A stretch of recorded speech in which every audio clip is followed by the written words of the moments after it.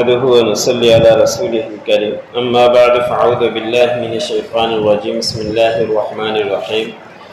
ألم تر أن الله يسجد له من في السماوات ومن في الأرض والشمس والقمر والنجوم والجبال والشجر والدواب وكثير من الناس وكثير حق عليه العذاب ومن يهن الله فما له من مكرم ان اللہ یفعل ما یشاء۔ سورۃ الحج کا درس چل رہا ہے۔ اسی سورت کی آیت نمبر 18 تلاوت کی گئی۔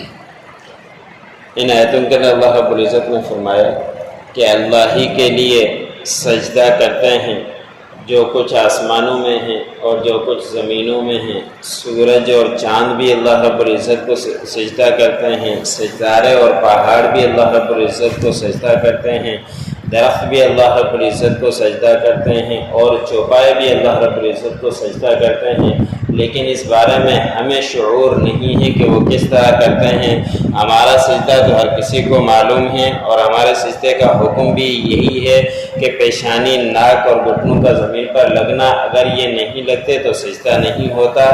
لیکن یہ کس طرح سجدہ کرتے ہیں ان کا ہمارے علم میں نہیں، اللہ رب العزت ہی کو معلوم ہے کہ کس طرح وہ سجدہ کرتے ہیں۔ ایک حدیث مبارک میں آتا ہے کہ حضور صلی اللہ علیہ وسلم نے فرمایا کہ سورج اس طرح سجدہ کرتا ہے کہ جب وہ غروب ہو جاتا ہے تو غروب ہوتے وقت پھر اللہ رب العزت کے بارگاہ میں سجدہ ہوتا ہے اور سجدہ ہو کر حکم پوچھتا ہے کہ دوبارہ مجھے طلوع ہونے کا حکم ہے یا دوبارہ میں رک جاؤں، تو جب تک قیامت قائم نہیں ہوگی۔ تو حضور صلی اللہ علیہ وسلم نے فرمایا کہ ہر دفعہ وہ غروب ہوتے وقت اجازت لیتا ہے سجدہ کرتے ہوئے تو اللہ رب العزت اجازت دیتے ہیں، لیکن جب قیامت کا دن آ جائے گا، قرب قیامت کے نشانی میں سے ایک نشانی یہی بھی ہے کہ سورج غروب سے طلوع ہوگا، تو ایک دن اللہ رب العزت کی بارگاہ میں سجدہ کرتے ہوئے اجازت مانگے گا تو اللہ رب العزت اس دن اجازت نہیں دیں گے کہ اب آپ نے غروب کی طرف طلوع ہونا ہے، کہ جہاں غروب ہوتا تھا وہاں سے طلوع ہونا ہے۔ تو یہ سورج بھی اللہ رب العزت کی بارگاہ میں سجدہ کرتا ہے، آسمان، زمین، چرند پرند سارے کے سارے اللہ رب العزت کی عبادت کیا کرتے ہیں، سجدہ کیا کرتے ہیں۔ حضور صلی اللہ علیہ وسلم نے فرمایا کہ جب مجھے نبوت ملی تھی شروع میں تو اس وقت ایک پتھر مجھے راستے میں جب گزرتا وہ مجھے سلام کیا کرتا تھا اور ابھی تک میں اس پتھر کو جانتا ہوں۔ ایسے حضور صلی اللہ علیہ وسلم سے احد پہاڑ نے باتیں کی تھی، حضور صلی اللہ علیہ وسلم نے سنی۔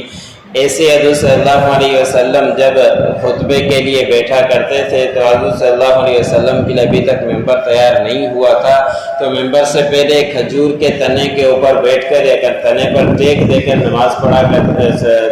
خطبہ دیا کرتے تھے۔ جب ممبر تیار کر لیا گیا تو حضور صلی اللہ علیہ وسلم نے اس تنے کو چھوڑ دیا تو تنا زاروں قطار رونا شروع ہو گیا تھا۔ تو اس طرح کے واقعات حضور صلی اللہ علیہ وسلم کے سامنے آئے ہیں۔ جب وہ سلام کر سکتے ہیں اور تنا ہو سکتا ہے تو پھر اللہ رب العزت کی بارگاہ میں وہ سجدہ بھی کر سکتے ہیں۔ تو اللہ رب العزت ہی کے لیے سارے کے سارے سجدہ کرتے ہیں، آسمان بھی، جو کچھ آسمانوں میں ہیں، زمینوں میں ہیں، سورج اور چاند، ستارے اور پہاڑ اور درخت اور چوپائے سب اللہ رب العزت کی بارگاہ میں سجدہ کرتے ہیں۔ اللہ رب العزت نے فرمایا کہ بہت سارے لوگ بھی ایسے ہیں جو اللہ رب العزت کی بارگاہ میں سجدہ کرتے ہیں اور بہت سارے لوگ ایسے ہیں جو سجدہ نہیں کرتے، لیکن ایسے لوگوں کے اوپر عذاب لازم ہو چکا ہے کہ قیامت کے دن ضرور عذاب ملے گا، کہ ایک تو نماز بھی نہیں پڑھتے اور دوسرا یہ کہ کفر الفاظ ہیں، کچھ جو کافر ہیں ان کے لیے تو عذاب ہے ہی ہے، اس لیے کہ وہ اسلام نہیں لائے، نمازوں کے قریب بھی نہیں آئے، نہ ہی کچھ ان کو پتہ ہے، تو ان کے لیے عذاب ہے۔ انہیں چاہیے تھا کہ اسلام قبول کرتے اور اس کے بعد اللہ رب العزت کی بارگاہ میں گر جاتے۔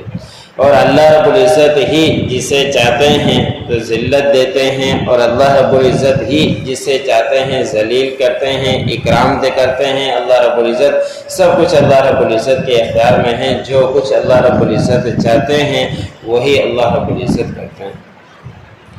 عالم تر، اور یہ بھی یاد رہے کہ یہ آیت سجدہ تلاوت ہے، کہ جب یہ آیت پڑھی جائے قرآن پاک کے اندر 14 سجدے آتے ہیں کہ جب بھی تلاوت کی جائے یا اس کی تلاوت سنی جائے، کانوں تک آواز پہنچ جائے، اس کے اوپر سجدہ تلاوت اس کا سجدہ لازم ہو جاتا ہے، واجب ہو جاتا ہے، پھر وہ چاہے اسی مجلس میں کر لے یا گھر جا کر کر لے۔ اس طرح کے جتنے بھی سجدے اس کے رہ گئے ہیں اس کی ادائیگی اس کے ذمے لازم ہو جایا کرتی ہے کہ اس کو ادا کرتا رہے۔ جو نماز کے شرائط ہیں وہ اسی کے شرائط ہیں کہ کپڑے کا پاک ہونا، جسم کا پاک ہونا، باوضو ہونا، قبلے کی طرف منہ ہونا اور